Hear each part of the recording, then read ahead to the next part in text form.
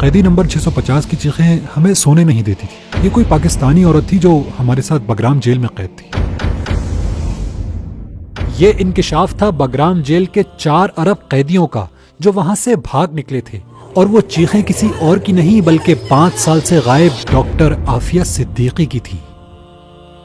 Doctor Aafia Siddiqui ایک بے حد ذہین حافظہ قرآن، امریکہ میں MIT اور برینڈیز یونیورسٹی سے نیورو سائنس میں PhD ڈاکٹر ہیں، جن کے بارے میں ان کے پروفیسر اور امریکہ کی مشہور زمانہ شخصیت نوم چومسکی کا کہنا تھا کہ عافیہ اپنی ذات میں خود ایک ادارہ ہے، یہ جہاں جائے گی تبدیلی لائے گی.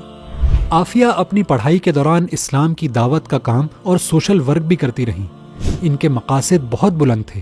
وہ پاکستان کے نظام تعلیم میں انقلاب برپا کرنا چاہتی تھی. اس مقصد کے لیے ڈاکٹر عافیہ ایک نصاب تیار کر چکی تھی جس میں ماڈرن سلیبس سے لے کر تمام مذاہب کا تعارف بھی شامل تھا، جس سے گزر کر طلباء خود اسلام کی حقیقت کو پہچان سکیں. ان کے مجوزہ نظام تعلیم میں قرآن کریم اس طرح پڑھایا جاتا کہ تعلیم مکمل ہونے تک قرآن انہیں ترجمہ و تفہیم کے ساتھ یاد ہو چکا ہوتا. ڈاکٹر عافیہ کی بلا کی ذہانت، قرآن سے تعلق اور بلند عزائم نے امریکہ ہی میں رہتے ہوئے انہیں مشکوک بنا دیا. 2003 میں کراچی پہنچنے پر عافیہ کو ان کے 3 بچوں سمیت اغوا کر لیا گیا اور اگلے 5 سال تک ان کا کچھ معلوم نہ ہو سکا. 2008 میں بگرام جیل سے فرار ہونے والے قیدیوں سے معلوم ہوا کہ عافیہ افغانستان کی بدنام زمانہ جیل میں قید ہیں. امریکی حکام نے اپنی گھٹیا حرکتوں پر پردہ ڈالنے کے لیے عافیہ کو جیل سے نکال کر قتل کرنے کا منصوبہ بنایا. نہتی عافیہ پر امریکی فوجی نے گولی چلائی جس سے وہ زخمی ہو گئیں. علاج کا کہہ کر عافیہ کو امریکہ روانہ کر دیا گیا، جہاں ان پر بے سروپا الزامات لگا کر جج نے فوری گلٹی آف آل چارجز کا فیصلہ صادر کر دیا اور انہیں 86 سال قید کی سزا سنا دی گئی. ان کے دونوں بڑے بچے 2010 میں واپس پاکستان بھجوا دیے گئے، جبکہ سب سے چھوٹا بچہ تاحال لاپتہ ہے.